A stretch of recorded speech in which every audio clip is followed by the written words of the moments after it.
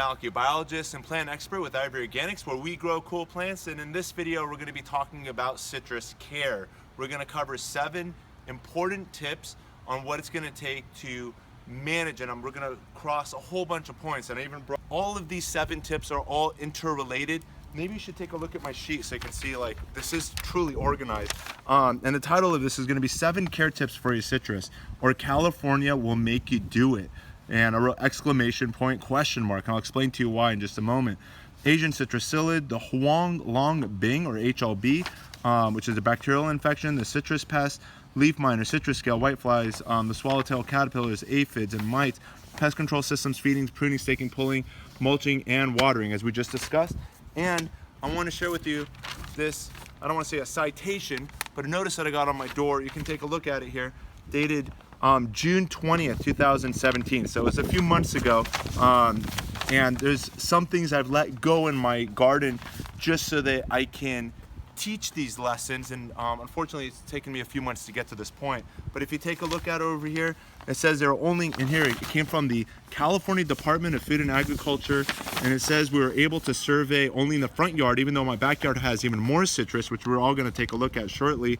And our agricultural inspectors luckily did not find the Asian citrus psyllid and or symptoms of HLB at this time on your property.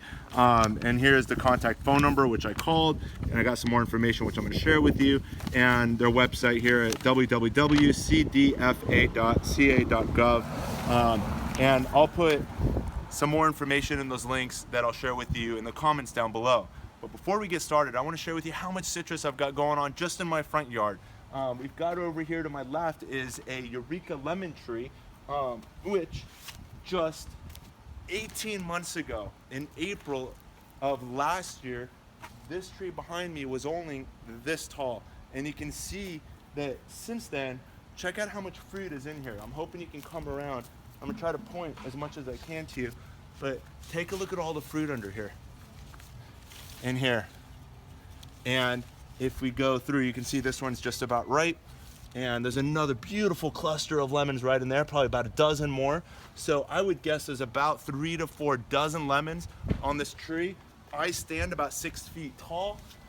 My reach is 8, so they're about 9 to 10 feet, and it all started off with this.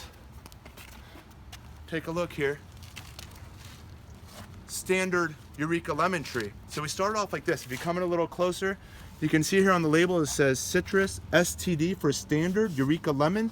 I picked it up here for $24. Again, just a year and a half ago. Now I got this beautiful tall tree with several dozens of lemons. And it says over here, consistent heavy producer. And you're gonna notice in my backyard, we're still harvesting lemons, even though the peak season is in November, December, January. Like the winter months is the best time to harvest your lemons, and where they peak season wise. But we have been enjoying Eureka lemons truly this entire year.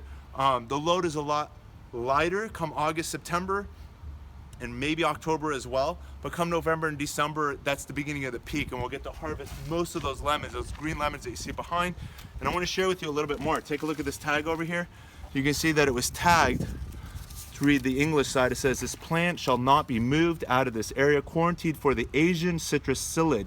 And again, here's that cdfa.ca.gov website, where you can get some more information on the Asian citrus psyllid and what's going on.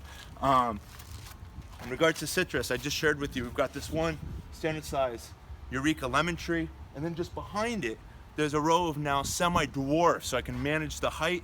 Still got some vigor, but not as much vigor as a standard size tree.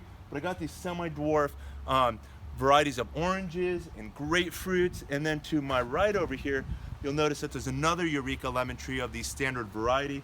And in the center is my 3-in-1 olive tree. So you can see that I've dedicated most of my garden space, and most of the trees, if not, I think it's like in the 90th percentile, are all citrus. And we got to be careful to care for them. Otherwise, the state of California will make you do so, as we got with this notice. And I'm going to read some articles that are going to go further into explaining that in just a moment. You're also going to learn in this video are about our product lines, the Ivory Organics 3-in-1 Plant Guard. If you want to come in a little closer, some of you may be familiar with this Ivory Organics 3-in-1 Plant Guard. Protection against damaging sunburn insects and rodents. The white label is registered material for use in organic agriculture. Colors brown and green are still pending. And then we also have the ready-to-use spray. Again, Ivy Organics 3-in-1 Plant Guard ready-to-use spray, protection again against damaging sunburn, insects, and rodents. And what is our newest line, which you're gonna start finding retailers just starting to carry, and you guys were the first ones to see it, is our Ivy Organic WhiteWash line. And this is protection against damaging summer sunburn and winter sun scald. And the difference between these two products I want to share with you real quick is that the 3-in-1 Plant Guard has these 7 natural garden oils. Castor oil, as well as a couple of these other ones, are natural rodent repellents. The cinnamon, garlic, cloves, peppermint, and spearmint are excellent pest control repelling oils. So what you're going to end up doing once you open this product is you're going to get your Ivy Organics organic powder, and it's going to come with a bubbled wrap oil vial. And what you'll do is you'll simply mix these two with water to create a can of paint, which you can use as a brush on. And the instructions will also give you tips on how you can use this as aside from as a brush on direction, which is right here. You can also use it as a foliar spray as well as a tree paste by controlling the amount of water you add to the product. But what we have here that's new is the WhiteWash. And the WhiteWash product comes like this. You're only gonna get this bag of powder, which looks very similar to the 3-in-1 powder, but there's a difference here. If we take a look at the back, the difference is it now contains a garlic and cinnamon. Both of these, again, are all organic components. Organic garlic and cinnamon powder are now in here, which still offer some of the protections against insects. It also has, so again, the WhiteWash formulation has exactly the same powders that you'll find in the 3-in-1 product. The only difference is that it has the added cinnamon and the added garlic powder to it to offer it some additional protection. But the primary goal with the Ivy Organics WhiteWash is protection against damaging summer sunburn and winter sun scald protection.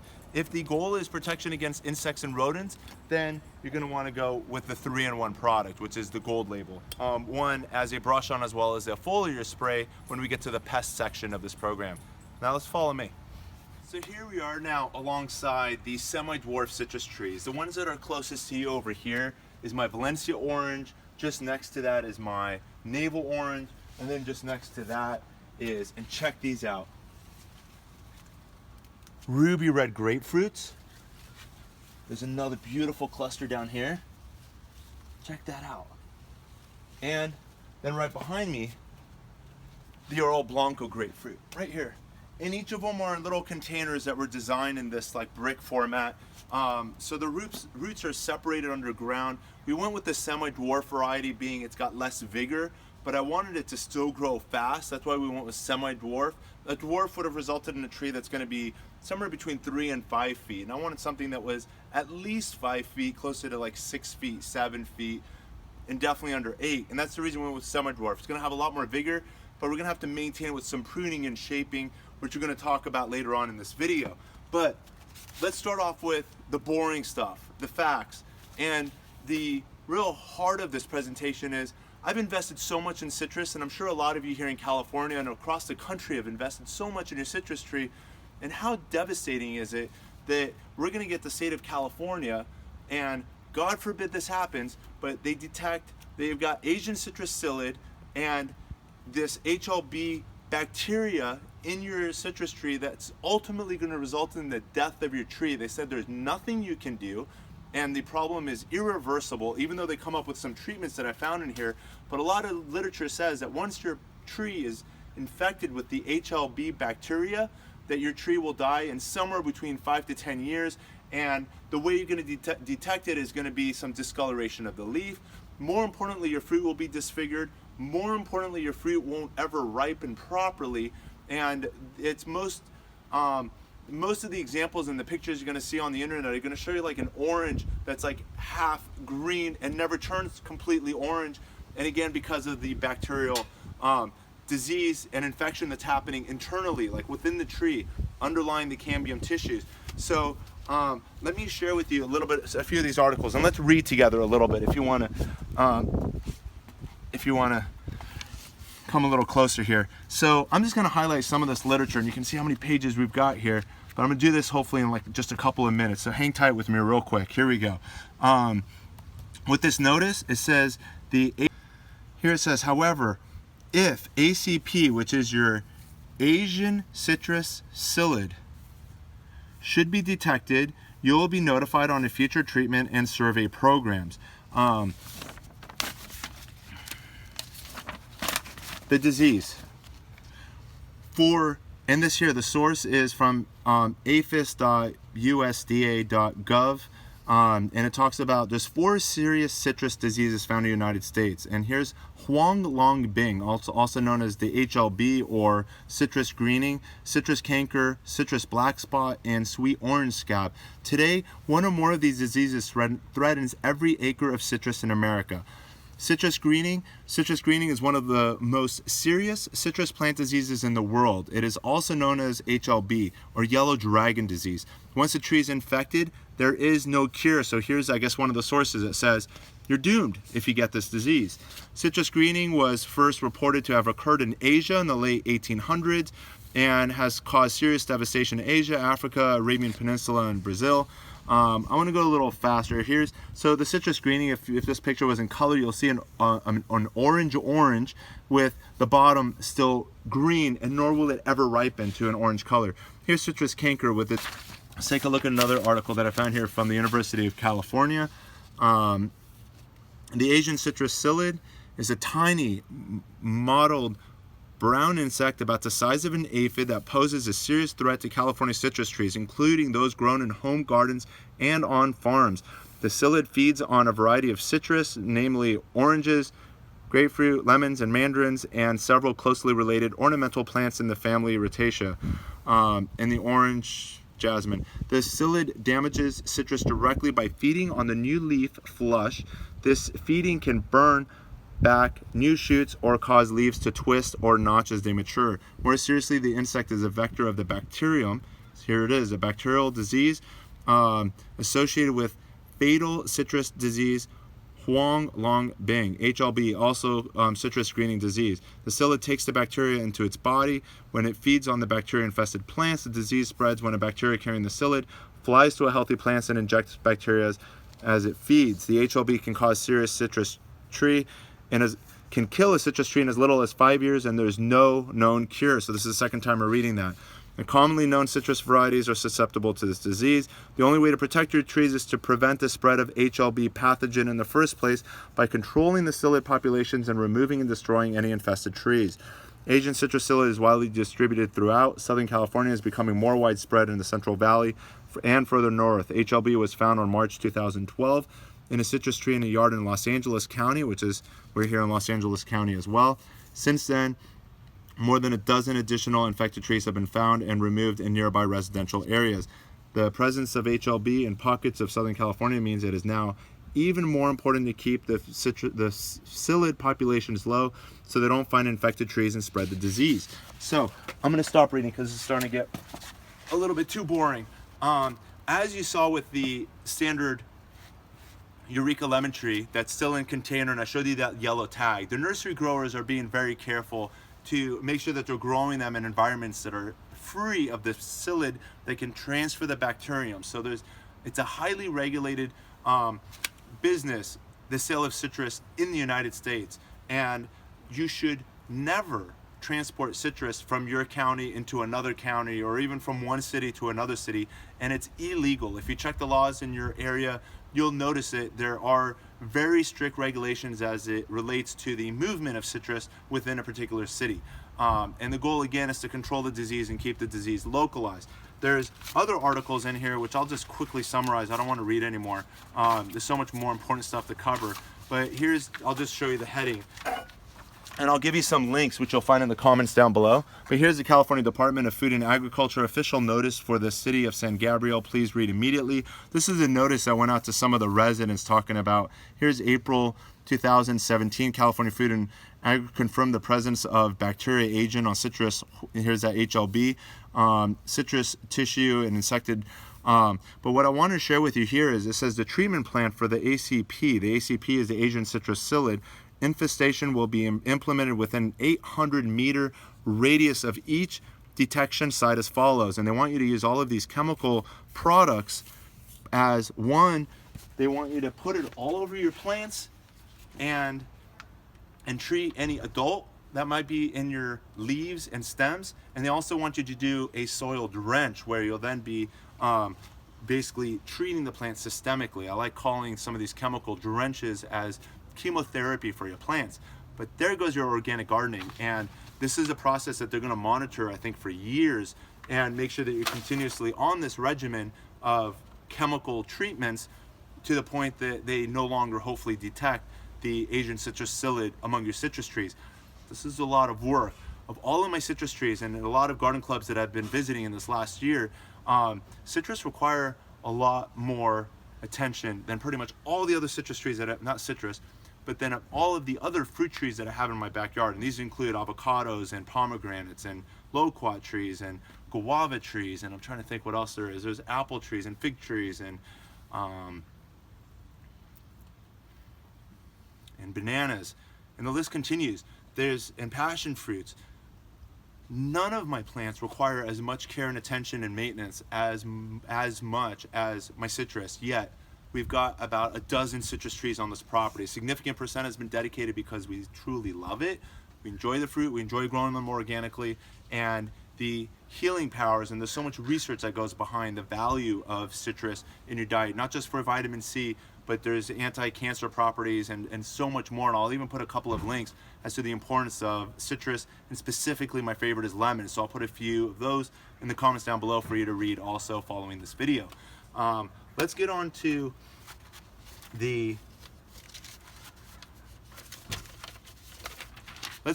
other steps. So we just talked about Asian citrus psyllid and HLB. The Asian citrus psyllid, so we know that it originated in Asia. It's now made its way around the world. It's here in Los Angeles as of 5 years ago.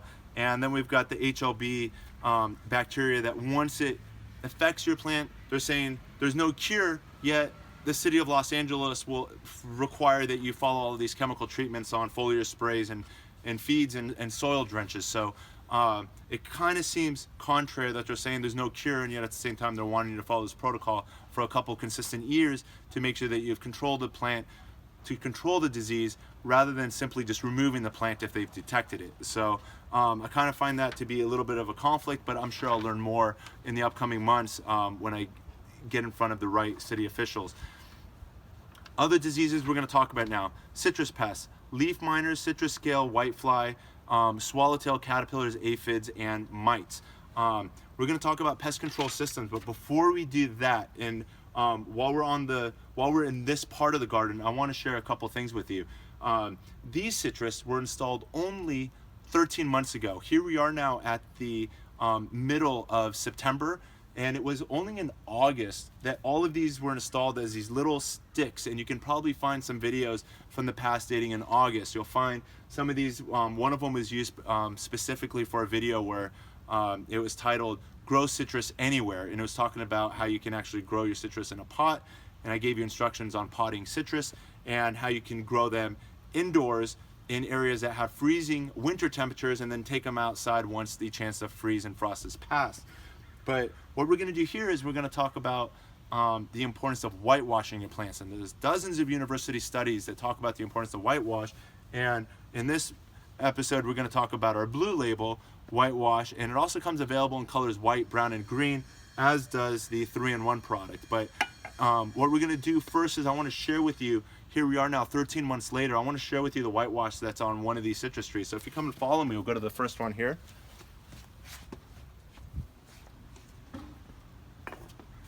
And if you take a look right under here, you'll notice that there's still some white when this was all coated in the Ivory Organics white. And it looks like we only went up to this point, but if we rub it, maybe I can get some of this on my hand. You can see that there's still, let's get it in the light. So you can still see there's still some white on there. And most of it has since expanded as the plant has expanded, at least double or triple the size since it was installed 13 months ago. So what we're going to do today is we're just going to take the Ivory Organics whitewash today, and I'm going to show you how we're going to prepare this real quick and put another coat on this plant. So we're just going to take the powder, we're going to put it back in the can,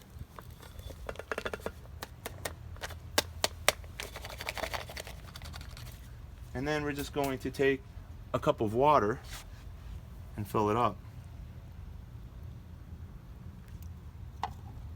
And stir.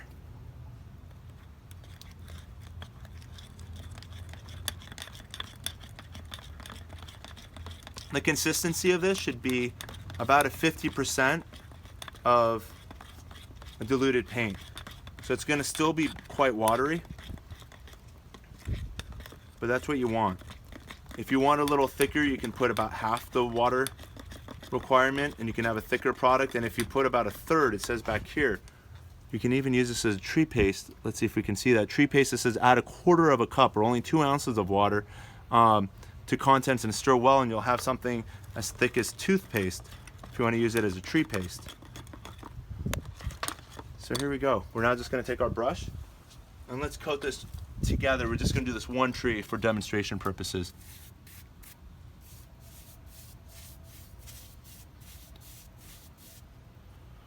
And what this will now do, again, as the label reads, it's going to protect it from summer sunburn as well as winter sun scald. And you'll see a lot of examples where we've published results of citrus that suffered 3rd-degree summer sunburns, which means burns past the bark, past the cambium tissues, and to the underlying wood areas. So we're just going to coat all of the potentially exposed wood, and we're going to go as low as we can to the ground level, like so. And now we've got to protect a tree. I'll take my time later on and continue painting all the way around. There's one other thing I want to share with you before we talk about pest management. Let's go back up to the top.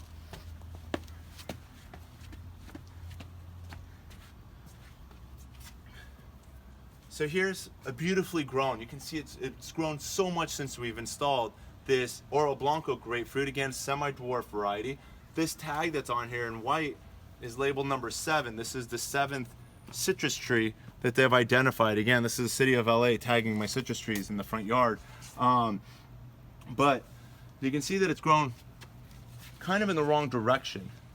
And what we're gonna do, we have the option to either prune this branch that's growing on top of the roof, because it's not an ideal situation. The goal is we want this upright standing tree, we want some fruit hanging, we want this to be both decorative and ornamental and productive. We're gonna get to enjoy some delicious fruit in addition to, sharing with all of our guests as well as our, family. Every time we come home, enter, leave, we're gonna get to see these beautiful trees, but we don't want them leaning on top of the garage. We don't want this to be a pathway for animals and rodents and ants and insects to basically cross between the trees and the roof line. We want all of these trees to stand independent of one another and in its own growing space. This is not an ideal situation, so we're gonna have the option again to either prune this branch off or we can stand it upright. And if we do this early enough, we're gonna be able to save this new growth and direct it in the direction we want by staking it, using some twine and redirecting it. And I'm gonna show you a few examples of that. So in this case, I like this branch because it's kind of vertical to the tree. And I love this height because my goal, as I said at the beginning, is to have trees that are about somewhere between 5 and even up to 7 feet in this area. And right now I'm 6 feet tall and this is reaching right about that height. So I want to keep all of this growth. So what I'm going to do is I'm going to take this stake and we're going to put that down on the ground, just opposite of the direction the branch is leaning. And then we're just going to take our twine here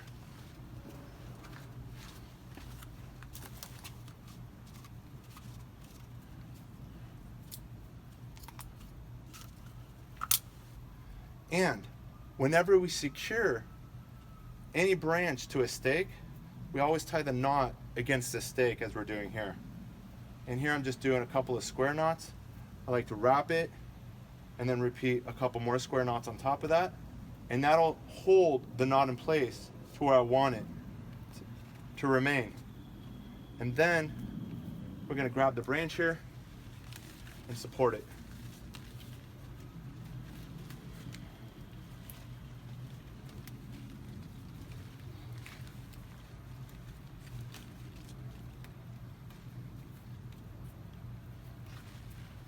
Once I secure it, I want to share with you how much space I've actually left between the stake and the tree to allow for growth over the next year. Take a look in here. If you come in a little closer, you'll notice that I can fit 2 fingers in between where this string is supporting the stake as well as the branch. So you can see there's enough room for this branch to continuously expand and grow over time, and there's a little bit of wobble, room in between there as well. Some of the other branches that are in the wrong directions, I can go with my pruner, and let's do an example of pruning. If you come in a little closer here, we can say if we don't want this branch to exist, we can come down, and what I'm going to do is I'm going to find, for example, in this situation, a fork in the branch. We're going to keep some of these lower branches. I'm going to remove this upper branch so that there's space between the branches to allow for maximum light. And we can prune it as close as we can to the underlying branch. The goal is as the branch expands, eventually this wound will heal. We can now also go with our Ivory Organics whitewash. So we can now take our Ivory Organics whitewash and we can now seal the wound. And the goal is we now don't have an exposed entryway for possible, again, insects to work their way into it. Again, the 3-in-1 product would have had the additional oils for maximum pest control, but again, we've created a seal organically to help hopefully keep that area pest free while those wounds eventually heal over. One other thing I want to point out too while we're up here, let's do one other prune. As I'm noticing this branch over here, I've done many lessons where when I see the direction of the branch going down, it's going in the wrong direction. This is putting itself in a position where it'll never get light. The goal with all of your branches is to either be growing out or up and not to be growing down and out. So this branch is growing in the wrong direction. So what I'm going to do is I'm going to follow this branch back to where hopefully it'll continue to sprout, which I'm looking now for a leaf node, which I'm going to use this one over here. I'm going to take my pruners and I'm going to prune it about 1/4 of an inch at an angle, and we're going to cut it. We've left about 1/4 of an inch right below this thorn is where the node is. The node will eventually create another bud, which will create the branch, and hopefully it'll fill in this empty pocket, which is on this side of the Oro Blanco grapefruit. And now, the main thing I want to show off with this plant is this. If we come down a little closer, take a look at what happened here. So we staked and supported this when it was just a twig, when it was as small as one of these little branches. About, again, it was 13 months ago when we installed it.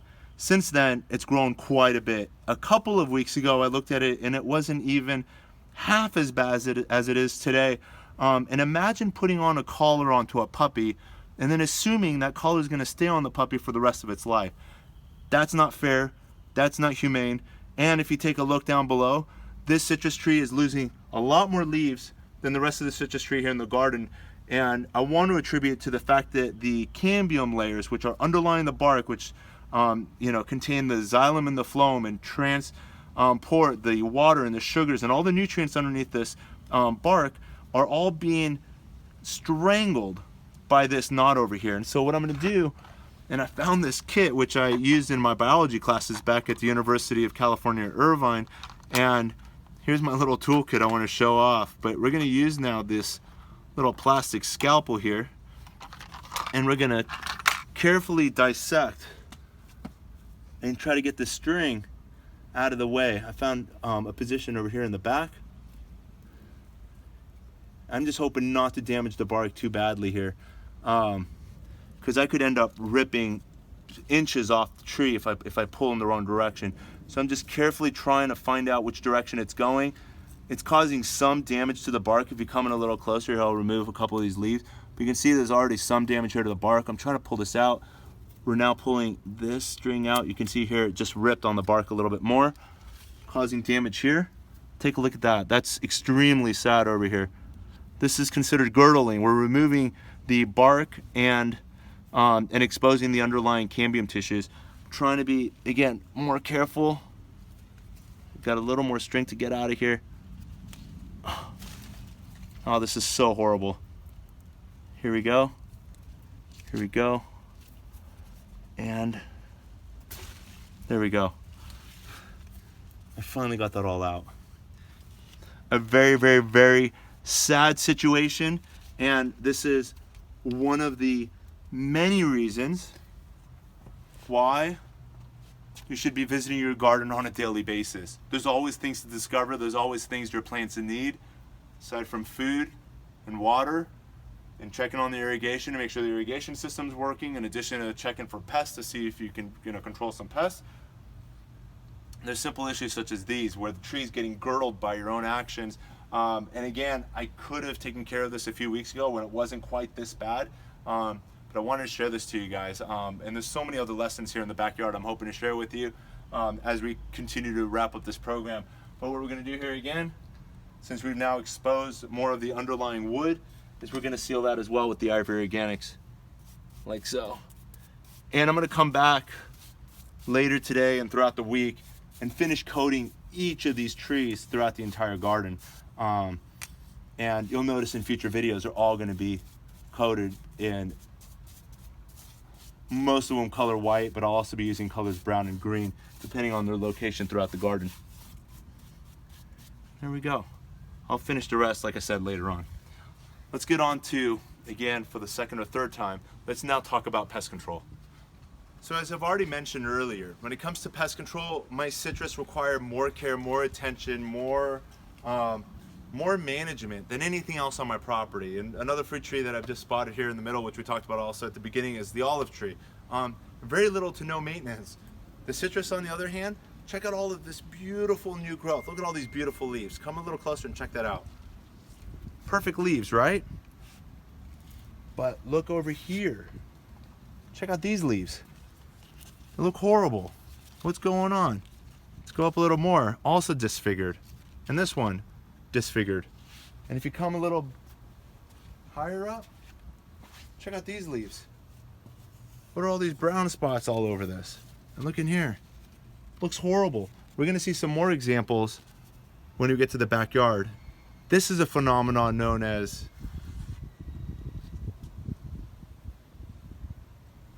the citrus leaf miner. Let me show you some more clear examples in the backyard. Follow me. Check this out.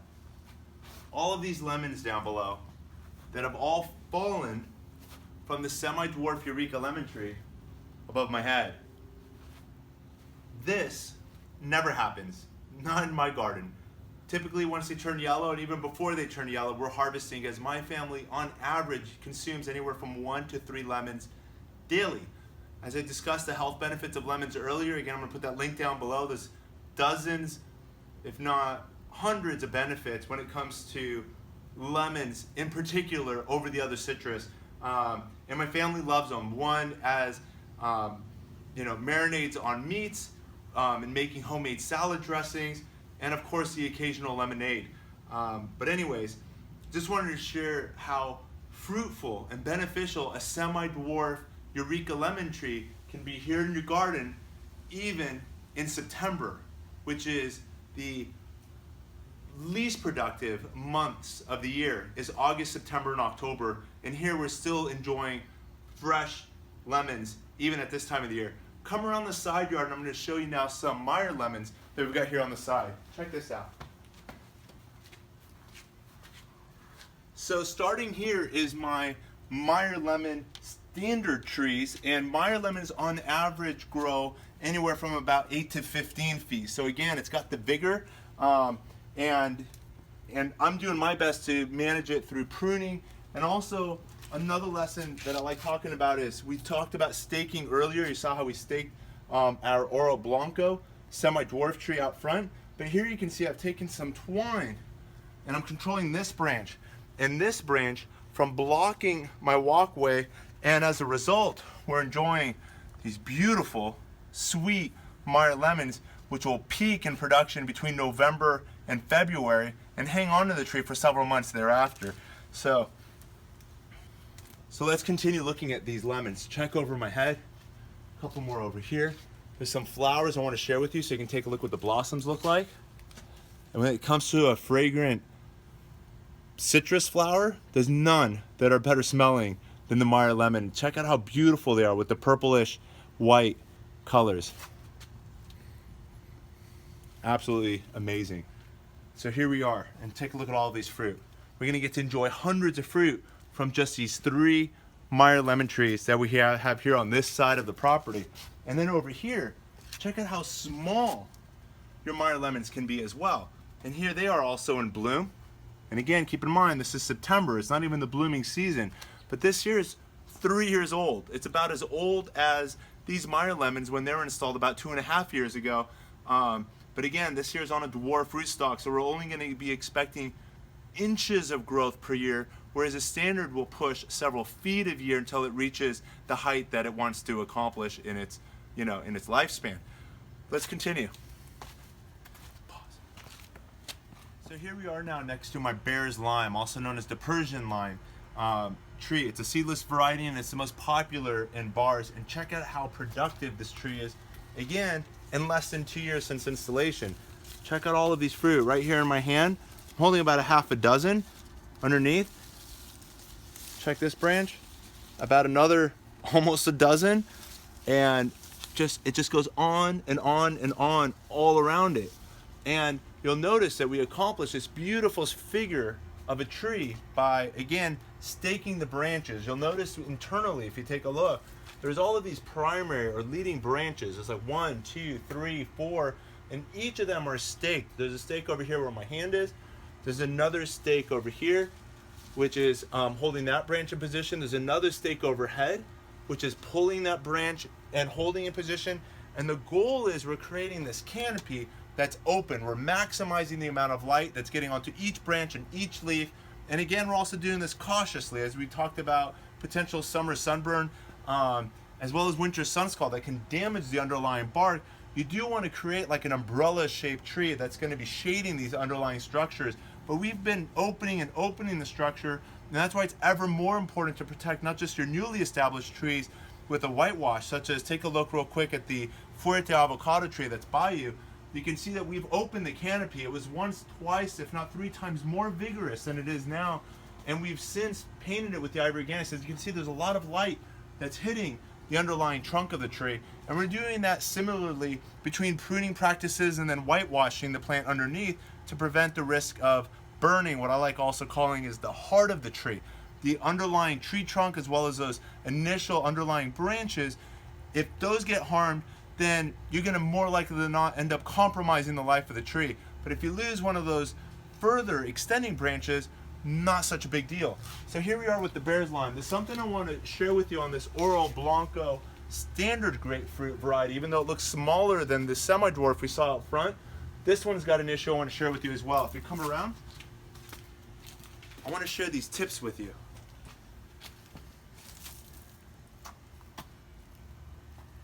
So I found right over here, if you take a look, and this is again now an issue with citrus leaf miners, and even the Asian citrus psyllid, they attack new growth. So it's important when you see a new flush of growth, that's when you got to be out there and treating your garden. If you take a look over here, you may even see a caterpillar that's underlying the leaf right at the tip of my finger.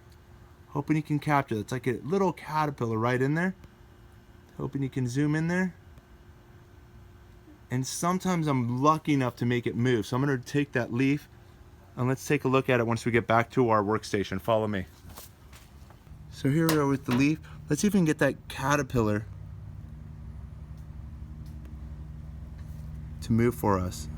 I'm sometimes able to do that. So here we are, we're pinching on it. Here it comes.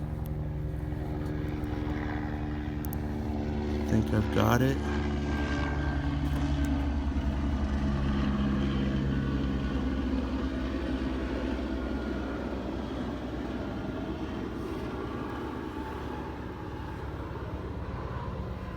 And there it is right now on the tip of my finger. And it'll typically wiggle. This guy's not moving much. But that there is the nymph of the citrus leaf miner. Just wipe that away.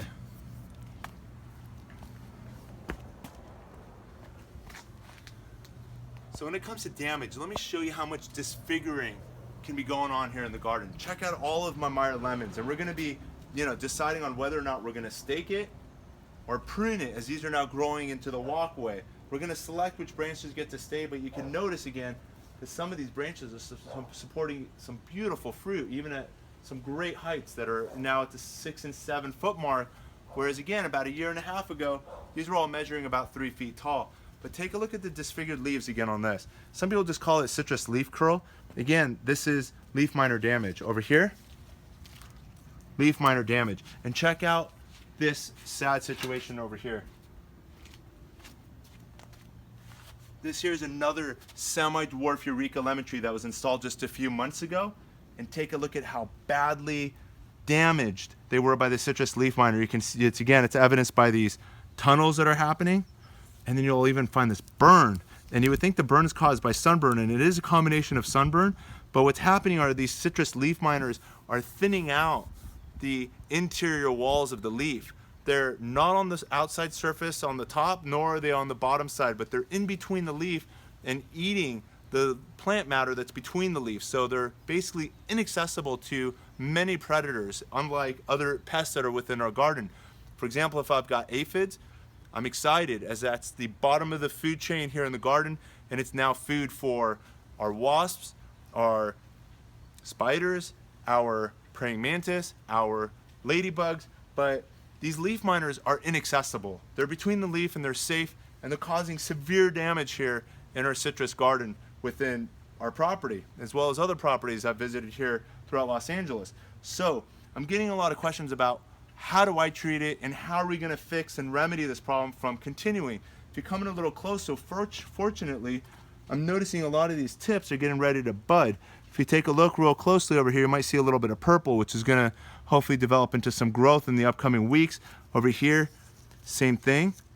But we got to make sure now with the next generation of growth that it's not going to get plagued again by those citrus LeafMiner larvae that are then going to disfigure the leaves and compromise the health of the plant.